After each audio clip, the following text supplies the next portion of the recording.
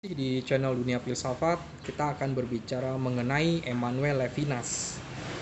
Ini pertemuan yang beberapa kali ya, mengenai Emmanuel Levinas. Sesama manusia menurut Emmanuel Levinas. Filsafat sampai kini tidak berhenti, masih jalan terus. Berbagai usaha manusia muncul untuk menjawab pertanyaan yang tak pernah hilang dari lubuk sanubarinya. Sulit pertanyaan manusia itu justru mengenai segala-galanya sehingga tak kunjung selesai dijawab.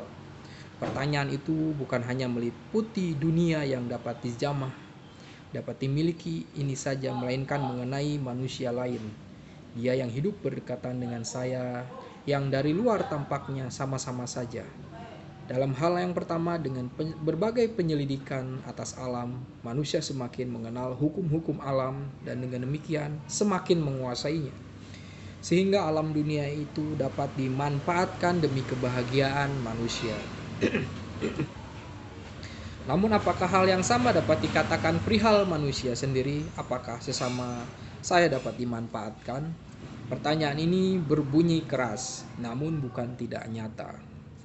Dari sejarah kita bisa belajar bahwa suatu cita-cita batiniah dalam manusia terhadap apapun yang ada di luarnya mewarnai juga pandangannya. Demikianlah cita-cita yang dasariah untuk menguasai segalanya. Juga bila itu tidak disadari mewarnai juga pandangan tersebut terhadap manusia. Bila manusia hendak dikuasai, yang dapat dikuasai sebenarnya bukan manusia itu sendiri. Karena ternyata ciri khas kekhususan tidak dapat dikuasai atau dirangkum, dijamah pun tidak. Yang terjadi ialah penjabaran manusia yang hidup menjadi konsep-konsep yang cukup mandul. Sebagai bagian dari suatu sistem yang menyeluruh, yang merangkum segala yang ada. Sebaliknya, referensi yang dalam terhadap manusia lain mengakibatkan pandangan yang berbeda terhadap manusia. Itulah Emmanuel Levinas, usaha menguasai tidak dipentingkannya, melainkan usaha berhubungan dengan dia yang lain dalam keadilan dan kebaikan hati. Tetapi untuk menuju itu haruslah dirombak dulu segala hal yang tidak cocok agar dapat berhubungan dengan dia yang lain dalam kaitannya. Suatu usaha yang tidak mudah karena dalam setiap manusia tertanam suatu keinginan untuk menguasai.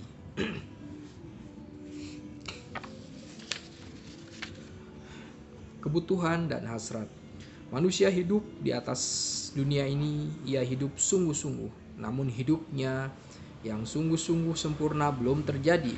Manusia mengalami adanya kebutuhan-kebutuhan, bahkan lebih jauh dari itu manusia mengalami hasrat yang amat dalam, yang kiranya tak dapat dipenuhi oleh apa yang dari dunia ini saja dan di indera. Dalam kebutuhannya manusia mengalami dirinya berkekurangan, ia merasa butuh dan harus dilengkapi dengan macam-macam hal dan barang. Demikianlah manusia keluar dari rumahnya mengerjakan sawahnya, dan dari hasil sawahnya ia hidup. Ia keluar dari rumahnya untuk kembali lagi berdiam dalam rumahnya dengan membawa hasil-hasil barang-barang yang dibutuhkannya untuk hidup. Ia hidup dari barang-barang itu. Dari suatu pihak identitas barang-barang itu diangkatnya masuk menjadi bagian dari hidupnya, bagian dari miliknya dan dikuasainya. Dia sendiri menjadi tuan atas barang-barang itu. Dari pihak lain, identitas barang-barang itu dan segala yang dibarangkan dan dibendakan itu ada sejauh berhubungan dengan pemiliknya. Orang sekantor kenal bahwa Honda. Nah, masih suatu hal lagi kita lihat dalam hal kebutuhan. Kebutuhan itu sebenarnya tidak mempunyai daya dorong yang lembab. Segera setelah kebutuhan terpenuhi, kebutuhan itu pudar dan luntur sampai ada suatu kebutuhan baru lagi. Setidak-tidaknya nyatalah bahwa kepuasan dan kejenuhanlah yang menjadi tujuan dan penyelesaian kebutuhan itu. Orang melihat dengan puas bahwa rumahnya sudah penuh berisi dengan apa yang dibutuhkan. Memang masih dapat ditambah dengan banyak hal. Pendek kata, segalanya telah merupakan suatu kesatuan yang harmonis dan penuh dengan rumah. Dalam rumah itu tinggallah, di depan rumah itu tulis keluarga. Namun betulkah semua sudah selesai? Kiranya tidak demikian, karena manusia masih mengalami sesuatu yang lain. Lebih daripada keamanannya tinggal pada dirinya dan segala urusan dan lingkungan hidupnya sendiri. Manusia mengalami adanya hasrat dalam dirinya yang selalu mengarah keluar dari dirinya. Dalam hasrat itu manusia ditarik dan terarah kepada yang sama sekali lain dan yang sama sekali di luar dirinya serta segala kategorinya sendiri. Dia tidak terdorong oleh kebutuhan akan kepuasan, karena di sini kepuasan tidak diatasi tidak lagi menjadi norma. Dia ditarik untuk keluar menjumpai dunia luar dirinya. Dengan demikian, hasrat itu bukan tertuju pada barang-barang dan segala yang dibarangkan yang dapat memenuhi kebutuhan.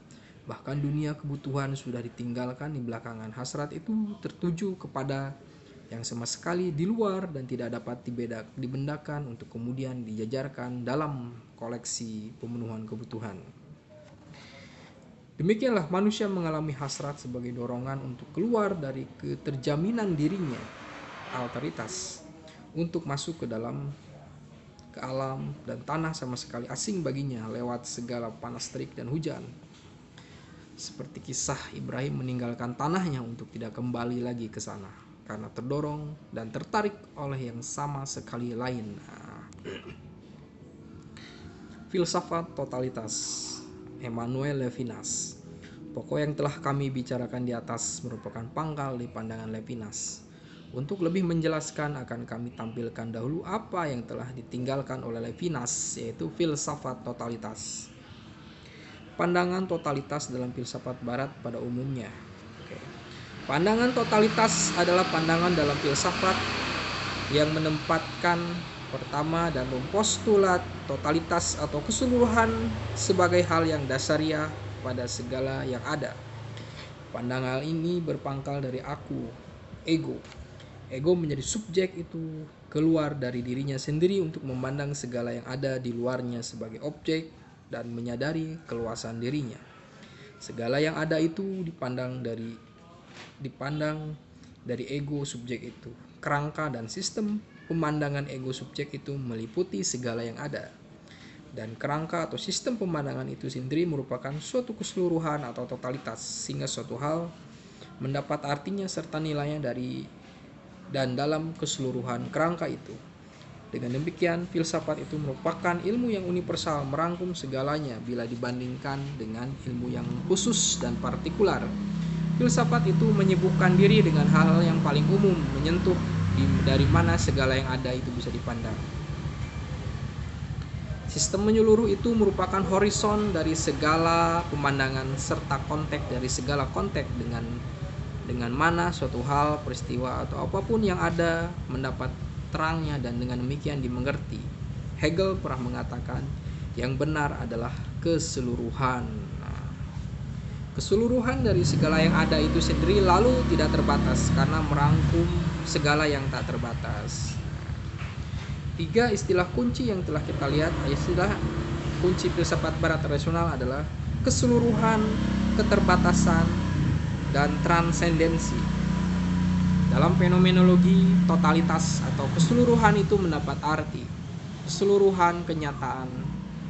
Namun ide totalitas itu tidak benar, tidak begitu saja hilang. Heidegger misalnya membahasakannya dengan well, dunia yang ada dalam keseluruhannya, dan Des Sainde im Garzen.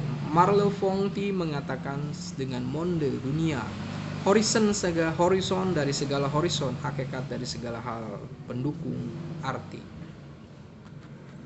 Pandangan Levinas terhadap pandangan totalitas. Cara memandang dalam kerangka totalitas itu berpangkal dari dorongan terdalam dalam manusia untuk merealisasikan dirinya secara sempurna dan mencapai kesadaran diri yang penuh. Oleh karena itu hasilnya ialah suatu pemandangan yang amat menyeluruh, merangkum segala yang ada, suatu panorama yang dapat dilihat dari suatu titik pemandangan. Tetapi dengan demikian sesuatu terlindas dan dilupakan, yaitu dia yang lain dalam kelainannya. Ini berlaku atas diri manusia. Dia yang lain itu diserap dalam identitas itu sendiri. Dia yang lain sebagai yang lain dan di luar diri sendiri tidak dipandang karena telah dijabarkan dalam kategori dan identitas diri sendiri. The other dijabarkan menjadi the same. Itu sering terlihat pula dalam konsepsi sesama sebagai alter ego. Di situ ditekankan ialah egonya, akunya, dan bukan alternya. Manusia yang hidup kerap dijadikan konsep tentang manusia, yaitu rekonstruksi sifat, hakikat, kodrat, dan sebagainya yang kemudian dinamai manusia. Kesalahannya menurut Levinas terletak pada pemandangannya yang egologis. Dengan demikian tak terhindarkan adanya kecenderungan akan solipsisme spekulatif dan etis. Sifat pemandangan totalitas ialah mau mengerti, merangkum segalanya. Oleh sebab itu, peran utama ialah pikiran. Segala yang ada itu hendak dikuasai dengan pikiran. Alhasil, kenyataan yang hidup itu sering dijabarkan menjadi hasil pikiran saja. Akibatnya di bidang etis ialah sering terjadinya kesewenangan. Dia yang lain dipandang sama saja. Itu tidak dihormati dalam kelainannya sendiri. Dia menjadi konsep subjek tentang dia yang lain, tetapi sebenarnya dia yang lain tetap berdiri di luar. Mengerti adalah mencekam, tapi yang hendak dicengkam itu lolos. Perbudakan adalah suatu cermin hubungan etis yang melindas itu akibat dari cara pemandangan yang sewenang-wenang itu. Aku engkau. Telah kita lihat bahwa cara pemandangan pada sesama sebagai alter ego dalam kerangka totalitas itu dapat diterima oleh Levinas karena lebih menekankan egonya. Martin Buber dan Gabriel Marcel mengajukan interpretasi aku engkau dalam memandang hubungan dengan sesama. Mereka mengembangkan filsafat dalam orang kedua, berpangkal dan pengalaman atas hubungan dengan sesama, hubungan aku engkau. Untuk itu mereka mempergunakan istilah-istilah kesetiaan, ketulusan, harapan, dan sebagainya. Namun Levinas juga tidak dapat menerima pandangan ini karena di sini pun tercium bau menguasai. Memang manusia sudah tidak dipandang dengan konsep-konsep impersonal, namun dia ditampilkannya dalam orang kedua itu tetap diserap dalam identitas yang pertama sehingga menjadi orang pertama jamak. Alhasil kelainannya terlupakan juga.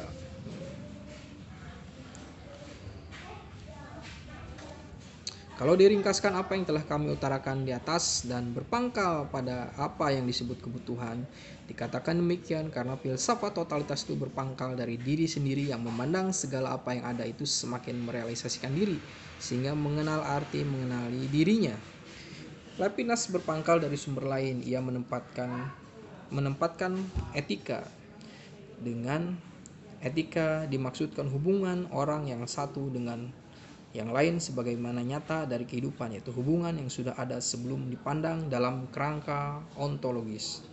Hubungan ini ialah hubungan etis. Daya dorongnya ialah hasrat. Hasrat ialah dorongan manusia, mendorong dia keluar dari dirinya sendiri dan kepuasan, kecukupan dan keterjaminannya untuk melangkah keluar dan masuk dalam alam yang sama sekali masih asing baginya untuk bertemu dengan dia yang lain.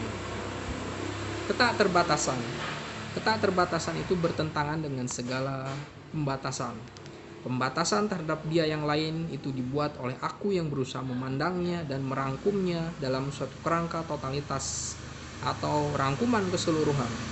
Dengan meninggalkan prakarsa itu dan memilih hubungan dengan yang tak terbatas itu. Yang tak terbatasi itu tetap dibiarkan dalam kelainannya serta eksterioritasnya. Dia tetap seorang asing terhadap dia yang berhubungan dengannya. Hubungan dengan dia itu didasari oleh hasrat. Hasrat itu sendiri tidak tertuju pada apa yang dapat diobjekkan, tetapi pada yang tak terbatas dan mengatasi hasrat itu sendiri. Yang hendak ditekankan oleh Levinas di sini bahwa dengan hubungan itu, identitas dia yang lain itu tetap bebas, independen, dan tidak tergantung pada identitas aku yang berhubungan dengannya melulu karena dia sendiri mengatasi hubungan itu. Tampil wajah lain, pengalaman yang berdiri sendiri. Pengalaman disebut berdiri sendiri bila apa yang dialami itu mendapat sinar matahari terang Suatu pengalaman disebut relatif atau berhubungan dengan instansi lain yang tidak berdiri sendiri bila yang dialami itu baru menjadi jelas. Dia yang lain, wajah itu bukan suatu susunan organ-organ biologis yang terletak di atas leher saja. Wajah itu ialah tampil dia yang lain dengan segala ungkapan dirinya yang langsung, tidak membutuhkan pengantara atau medium. Wajah itu berarti dirinya sendiri, wajah itu sendiri berbicara. Ia tidak membutuhkan konteks lain.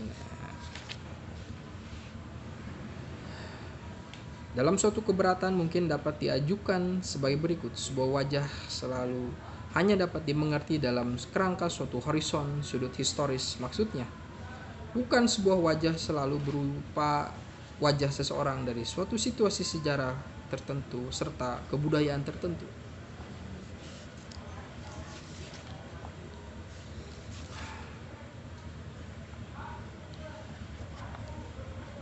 Menurut Levinas, sejarah filsafat di barat secara berat sebelah dihantui oleh isu memandang keseluruhan yang ada ini secara menyeluruh sehingga mengabaikan yang khusus, istimewa sekali keunikan manusia. Manusia terutama hanya dipandang dari satu sudut, ialah dari sudut dia yang memandang saya. Sejak semula Levinas meninggalkan cita-cita dasar itu. Dia menyibukkan diri dengan pengalaman keunikan manusia.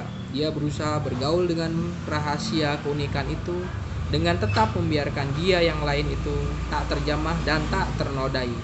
Untuk itu ia berpangkal dari suatu pengalaman yang berdiri sendiri.